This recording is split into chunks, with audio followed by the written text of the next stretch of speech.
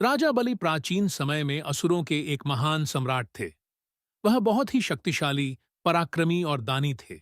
राजा बलि का वर्चस्व विशाल था और वह सभी तीनों लोकों में शासन करते थे। वह अपने दान और अच्छाई के लिए प्रसिद्ध थे और उनके राज्य में सभी प्रजा खुशहाल थी। हालांकि बलि का यह साम्राज्य देवताओं के लिए खतरे का कारण बन गया। देवता हमेशा असुरों के शत्रु रहे थे और भगवान इंद्र ने देखा कि बलि के साम्राज्य से उनकी स्थिति खतरे में पड़ सकती है। इसलिए भगवान इंद्र ने भगवान विष्णु से मदद मांगी। भगवान विष्णु ने देवताओं की सहायता करने के लिए वामन अवतार लिया। वामन भगवान का रूप बहुत छोटा था और उन्होंने बलि से 3 पग भूमि का दान मांगा।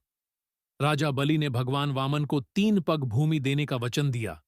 भगवान वामन ने इस वचन के अनुसार अपना रूप विशाल किया और पहले ही पग में संपूर्ण पृथ्वी, दूसरे पग में आकाश और स्वर्ग को नाप लिया। अब तीसरे पग के लिए कहीं भी जगह नहीं बची थी।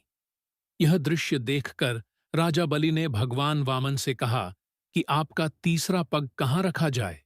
भगवान वामन ने तीसरे पग को राजा बलि की सिर पर रख दिया, जिससे राजा बलि को अपने दान की पूरी कीमत चुकानी पड़ी। भगवान विष्णु ने बलि को हर लिया, लेकिन उनके तप और अच्छे कर्मों से प्रभावित होकर उन्हें तीनों लोकों का साम्राज्य वापस करने का वचन दिया। अब राजा बलि की कथा भगवान कृष्ण के साथ जुड़ी है। एक समय जब राजा बलि पाताल लोक में निवास कर रहे थे, भगवान कृष्ण ने उन्हें दर्शन दिए।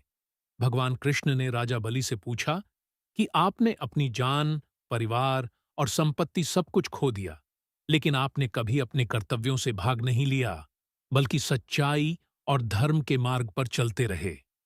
अब आपको पाताल लोक में जाकर क्या करना है? राजा बलि ने भगवान कृष्ण को बताया कि उन्होंने हमेशा अपने कर्तव्यों का पालन किया और भगवान विष्णु के वचन को स्वीकार करते हुए पाताल लोक में निवास करने के लिए तैयार हो गए। भगवान कृष्ण ने राजा बलि की महानता और समर्पण को देखा और उन्हें आशीर्वाद दिया।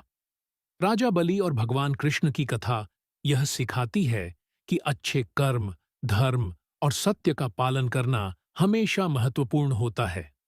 राजा बलि का समर्पण, दान और कर्तव्य से जुड़ी उनकी कहानी हमें यह समझाती है कि हर परिस्थिति में अपने धर्म का पालन करना चाहिए।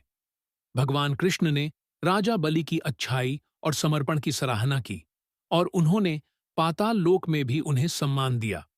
यह कहानी भगवान कृष्ण के दिव्य रूप, उनकी लीला और असुरों के प्रति उनके दृष्टिकोण को दर्शाती है, जो हमें जीवन में सच्चाई और धर्म के मार्ग पर चलने की प्रेरणा देती है।